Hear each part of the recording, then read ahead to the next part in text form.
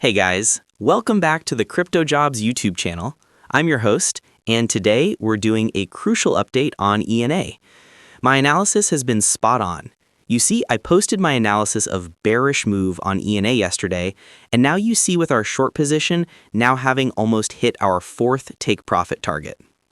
The downtrend is still firmly in place, and we've seen another strong H4 rejection. I'm guessing another dump is loading.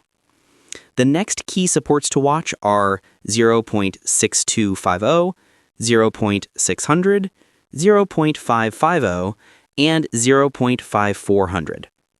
For those of you who don't know, ENA is the governance token for the Athena DeFi protocol, which offers a synthetic dollar and a unique yield-generating mechanism. The technicals are aligning perfectly with a bearish outlook, and the market is showing a clear path. Now, before you go, I want to talk about how you can take your trading to the next level with me. I'm running a copy trading challenge on BingX right now, where I'm working to turn a $1,000 account into $10,000. You can follow along with every trade.